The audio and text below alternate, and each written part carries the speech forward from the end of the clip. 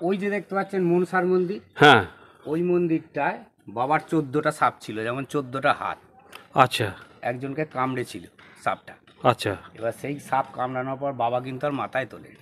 এইখান থেকেই সন্ন্যাসীরা লাভ দেন। আমরা উঠে এসে দেখেছি মন্দিরের ভেতরে কোনো থালা নাই, কিচ্ছু নাই, উপরন্ত আওয়াজ আসছে। সেই আমরা এসেছি, কোনো আওয়াজ বন্ধ হয়ে গেছে। আচ্ছা, আর এই মন্দিরে আরতির পর কারো মানে এখানে ঢোকার নয়, প্রবেশের অনুমতি আছে না, নেই। নামার ধাপের মতো সিঁড়ি ছিল, মানুষজন যেমন গ্রামে ঘাটে নামে সেরকম সিঁড়ি ছিল। তো উনি বলেছিলেন যে কি করব বলুন, তখন এই বড় বড় সিঁড়ি উনি করে দিয়ে গেছেন। কে করে দিই? এনার নামে কি গোটা গ্রামের নাম? হ্যাঁ, বলাইচাঁদের মন্দির। আচ্ছা, ওনার নামেই, বলরামের নামেই গোটা গ্রামের নাম হচ্ছে বড় বলরাম। আচ্ছা, বাবার মূর্তি তো দেখছি বিরাট বড় মূর্তি। বিরাট বড় মূর্তি। এটা কি কতদিন আগেকার মূর্তি? এটা বর্গী আমলের আগেকার শুনেছি। বর্গী আমলের মন্দিরও তখনকার? তখনকার। বিশ্বকর্মা না, মন্দির তো আরও পরে তৈরি হয়েছে? বিশ্বকর্মার তৈরি। বিশ্বকর্মার তৈরি? হ্যাঁ। আচ্ছা, এখানে এরকম ছোট ছোট ইটের, গোল গোল ইটের গাঁথনি। আচ্ছা, বর্গী আমল মানে আজ থেকে 200-300 বছর আগেকার পুরনো, আরো বেশি তো কম নয়। নিম কাঠের ঠাকুর। আচ্ছা, এটা কি বাবার মূর্তি? কি কাঠের? কাঠের? নিম কাঠের। নিম কাঠ ভেসে এসেছিল, তখন তো বান হতো খুব। হ্যাঁ হ্যাঁ, নিম কাঠ ভেসেছিল। এখানে বাঁশদহ বলে একটা পুকুর আছে। কোথায়? বাঁশদহ। আচ্ছা, বাঁশদহ বলে। আর বাচ্চা ছেলেদের খুব ভালোবাসে। আচ্ছা, কিন্তু বড় ছেলেদের কোনো ক্ষমা নেই অন্যায় করলে। আচ্ছা, বুঝতে পেরেছেন? এই হচ্ছে ঘটনা। বাচ্চাদের আবদার সব বাবার কাছে। বল খেলে, সব বল বুকে গিয়ে লাগে, কিচ্ছু হবে না। বাবার এটাই মহিমা। আর বাবা চায় বাচ্চারা এখানে আসুক। এর মেন হচ্ছে ওষুধ। আর আপনি বড় মানুষ কিছু একটা ক্ষতি করে ফেলুন, তাহলে আপনার কোনো রকম ছাড় নেই। দেখো, প্রাচীন সৌধ, কিন্তু এই যে ভালোবাসার চিহ্ন, এই প্লাস আর প্লাস। যত পুরনো ঐতিহ্যবাহী মন্দিরগুলোতে দেখি এ যেন চিহ্ন, ভালোবাসার চিহ্ন যেন রাখা থাকে। কেন ভাই, কেন?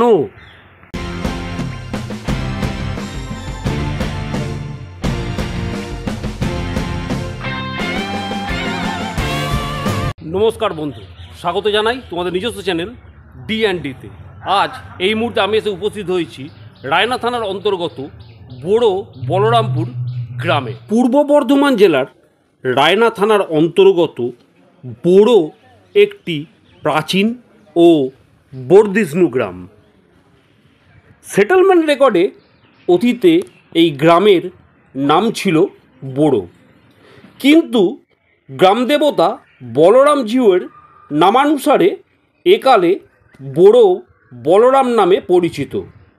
1480 খ্রিস্টাব্দে মালাধর বসুর শ্রীকৃষ্ণ বিজয় কাব্য ও সপ্তদশ শতকে মানিক গাঙ্গুলির ধর্মমঙ্গল কাব্যে বড় গ্রামের বলরাম বিগ্রহের উল্লেখ আছে।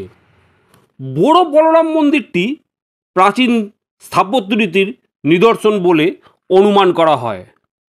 বিশেষজ্ঞদের মতে এটি প্রাক মুসলিম যুগের স্থাপত্য।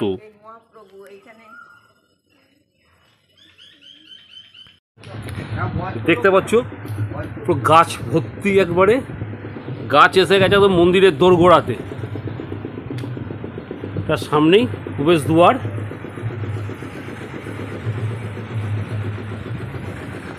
মার্বেলে বাঁধানো, তোমার মাটি থেকে কিন্তু অনেকটা ওপরে। এটা বোধহয় টিলা ছিল নাকি ভাই? আগে টিলা ছিল না? আগে টিলার ওপরে, রাস্তা থেকে অনেকটাই উঁচুতে। বহু পুরনো মন্দির। আমরা প্রবেশ করছি মন্দিরের ভেতর। গ্রামের মাঝখানে অবস্থিত বলরামজিউ মন্দির। গ্রামের ভূমি থেকে প্রায় 14 ফুট উঁচু এক বিশাল চত্বরের উপর 80 ফুট বাই 65 ফুট প্রাঙ্গণের পশ্চিমভাগে দুটি মন্দির আছে। মূল মন্দিরটির গঠন প্রণালী পীড়া দেউলের আকৃতির এবং আভ্যন্তরীণ ভাগের আয়তন প্রায় 150 বর্গফুট, উচ্চতা প্রায় 40 ফুট। মূল মন্দিরের প্রবেশপথটি বাংলার দোচালা আকৃতি। এই ঘরটা বাংলার চিরায়তন খড়ের চালের মতো ইট দ্বারা নির্মিত ও চুনসুরকি দিয়ে গাঁথা বড় প্রবেশ বলরাম মন্দির। আমরা ঢুকছি মন্দিরের ভেতর, গেট লাগানো রয়েছে।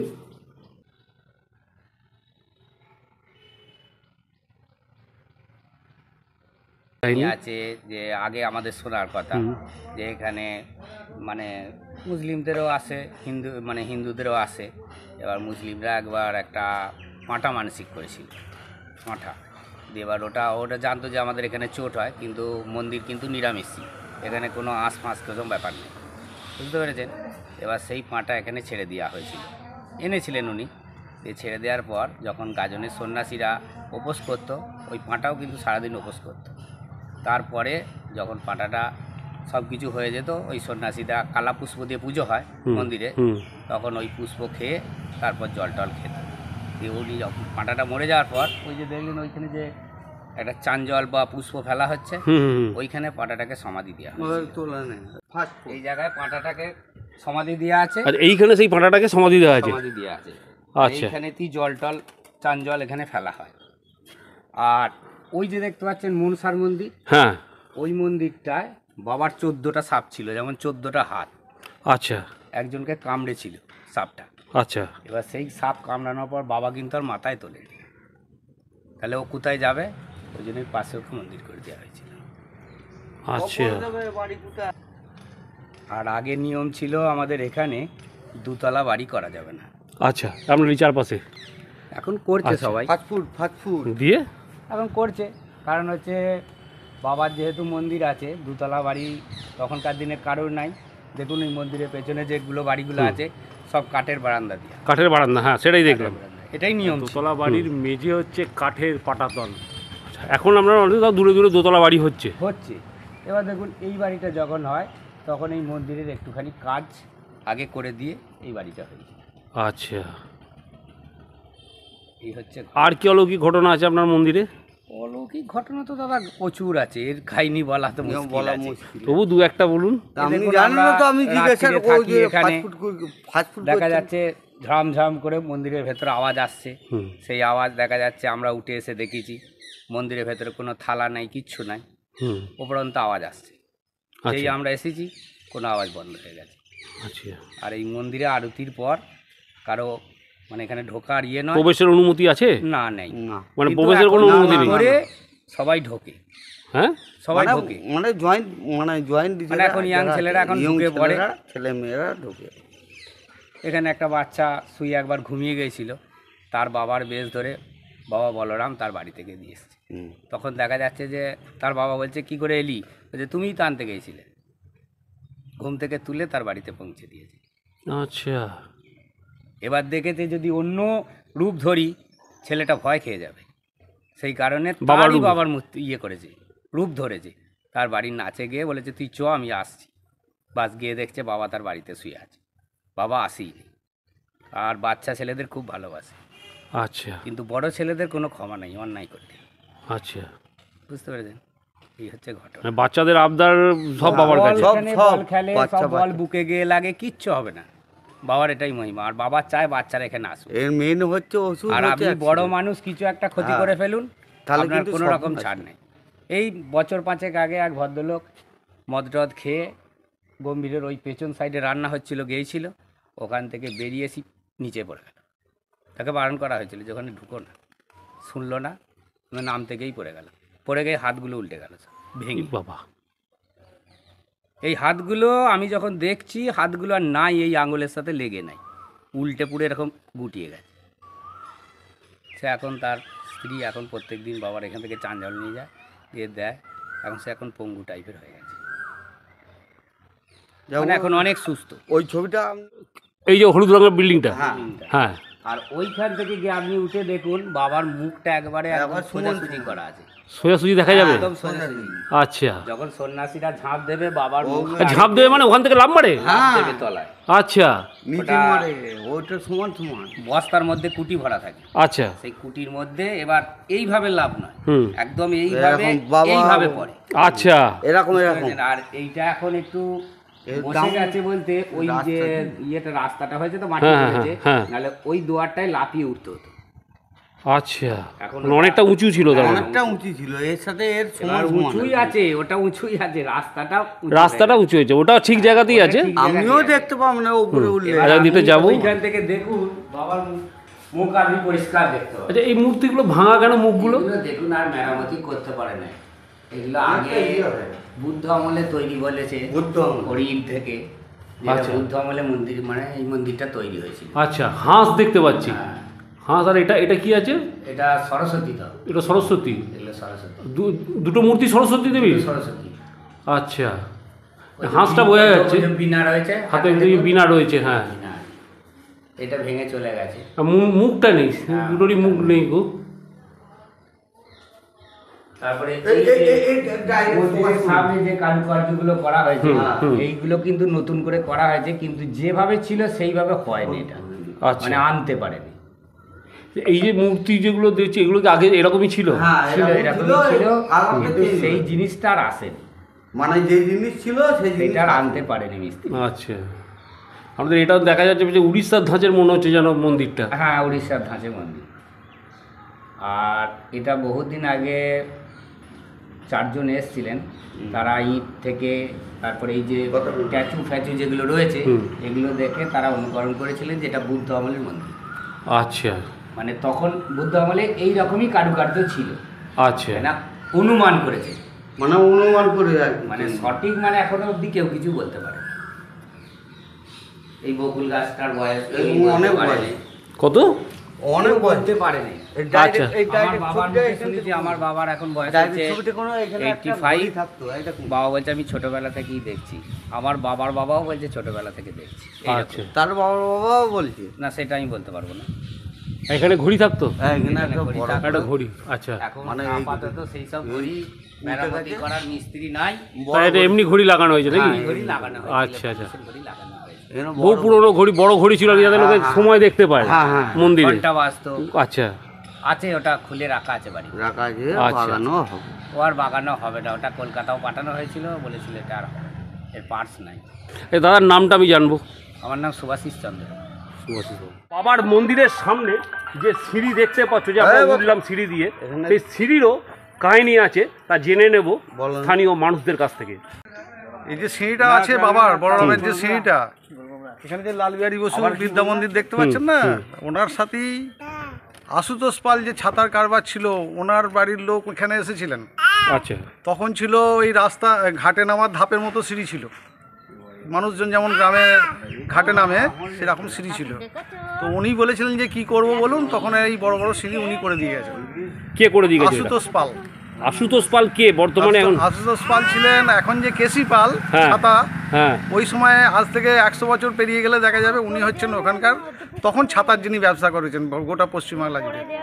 আশুতোষ আচ্ছা, পাল, আশুতোষ এসি পাল। পাল, এসি পাল, আচ্ছা, এই এসি পাল। পয়েন্টটা এসি নিলে পাল, ওইখানটা আশুতোষ ভালো। পাল, ওনাদের বাড়ি থেকে করা সিঁড়িটা, আচ্ছা, এবং ওনাদের ফলকও আছে এখানে। এখানে ফলক আছে? হ্যাঁ, কোনখানে ফলক আছে? এই সামনেই আছে।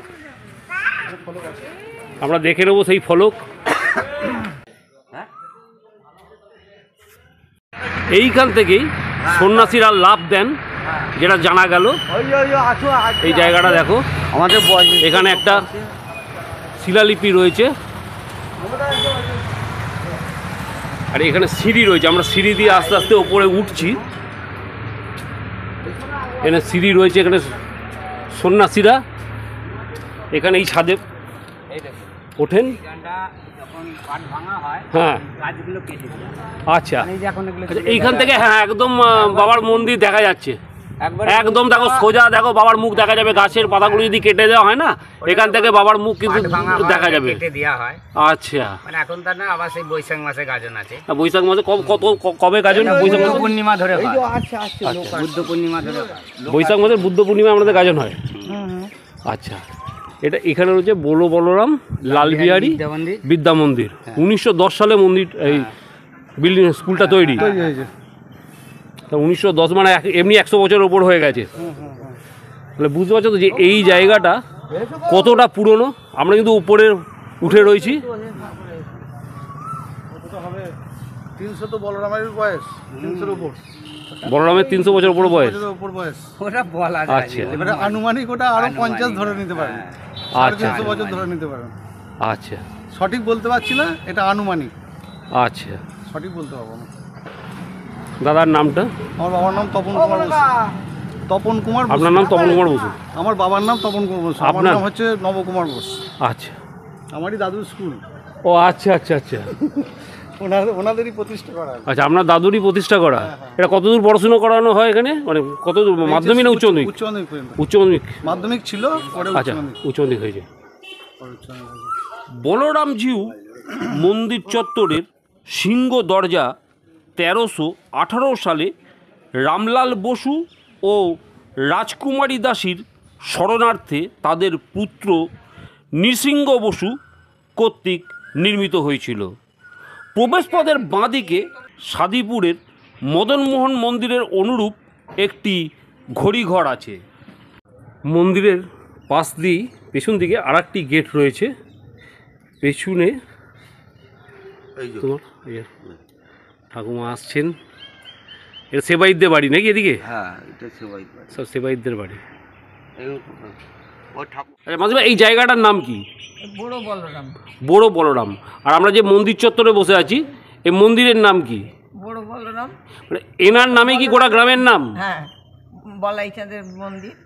আচ্ছা, ওনার নামেই, বলরামের নামেই গোটা গ্রামের নাম হচ্ছে বড় বলরাম। আচ্ছা, বাবার মূর্তি তো দেখছি বিরাট বড় মূর্তি। বিরাট বড় মূর্তি। এটা কি কতদিন আগেকার মূর্তি? এটা বর্গী আমলের আগেকার শুনেছি।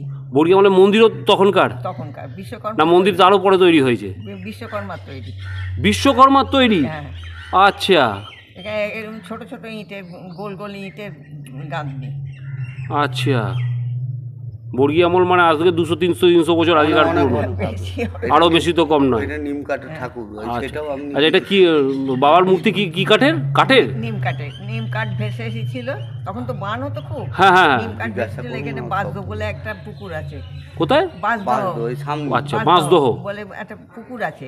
আর এইদিকে ওই বেঁকে গেছে দক্ষিণ কুল বলে একটা জায়গা আছে।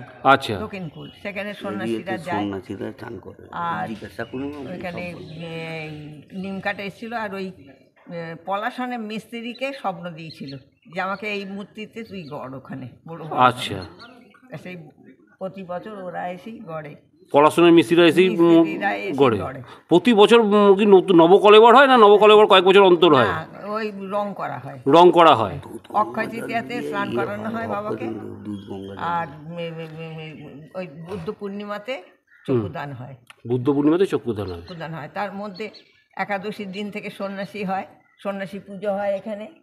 সন্ন্যাসী পুজো হয়, বামুন আসে, বামুন এসে পুজো করায়, উত্তরী পড়ায়, বামুন পুজো করায়। তারপরে ওই তারপরের দিন চক্ষুদানের পরের দিন পাঠ ভাঙা হয় ওইখানে। এই যে মন্দির আছে, এই ডাইরেক্ট দেখাবো, ডাইরেক্ট। ওখানে ঘর আছে, ডিটেলসটা জিজ্ঞেস করুন। সেটা ওখানে পাঠ ভাঙা হয়। তারপরের দিন পাত্রভোজ হয়, উত্তরী খোলা হয়। আচ্ছা, এই হয়। আর পৌষ সংক্রান্তিতে 52 ভোগ হয়। সংক্রান্তির দিন 52 ভোগ। 52 তাও কি কি থাকে? সব রকম থাকে। পিঠে, পায়েস, তারপরে তোমার তরকারি, ভাজা, অন্ন, খিচুড়ি, সব রকম থাকা। কোনো বিশেষ বৈশিষ্ট্য থাকে ভোগে? বিশেষ বৈশিষ্ট্য আছে। পায়েসটা দিতেই হবে। পায়েস দিতেই হবে? দিতেই হবে আচ্ছা। প্রতিদিন। বাবার 365 দিনের মধ্যে একদিন ভোগ হয় না, ওই পাঁচ ভাঙার দিন। তাছাড়া প্রতিদিন বাবার ভোগ হয়।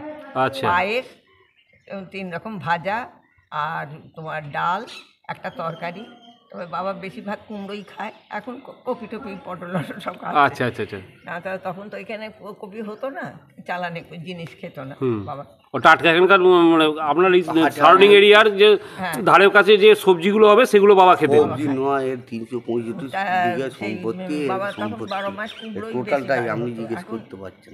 5 রকম তরকারি হয়, যে যেরকম দেয়। তবে লাউ হয় না, লাউ শাক হয় না, কলমি শাক হয় না, এসবগুলো হয় না বাবা। আমি আপনাকে টোটাল চত্বরটা যেখানে গাড়ি লাগলে এটা ভাবো বলা যায় 365 বিঘা সম্পত্তি। গাজনের সময় যাত্রা হয়, ওই জাম হাল পরে সেইটা জিজ্ঞেস করুন। যাত্রা হয়। যাত্রা হয়? হ্যাঁ। কবে যাত্রা হয়? ওই চক্ষুদানের দিন। চক্ষুদানের দিন এই গ্রামে যাত্রা হয়? যাত্রা। আচ্ছা। এই পরশুদিন এসে দল বান্না করে গেল।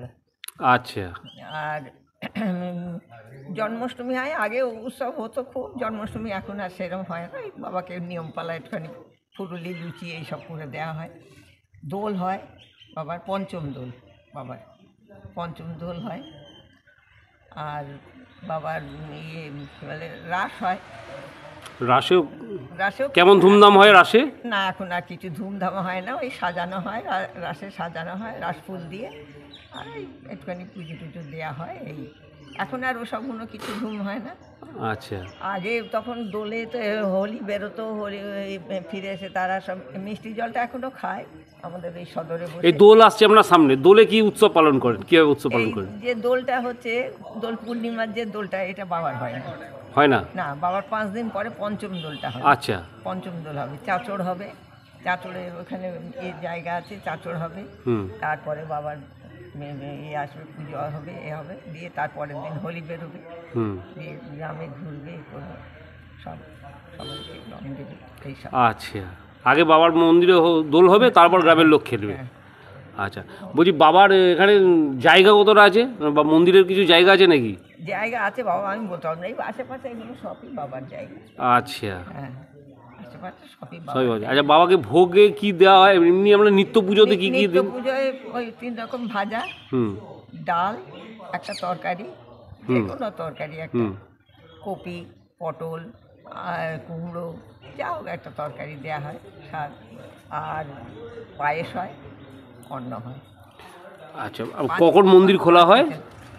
এখন তো 5 জনের হয়েছে এখন, তবে 7টা 7:30 মধ্যে সকাল 7টা 7:30 থেকে খোলা হয়। খোলা হয়। আর আপনার কটা পর্যন্ত খোলা থাকে? খোলা থাকে সমস্ত দিন, এই গ্রিলটা দেওয়া থাকে।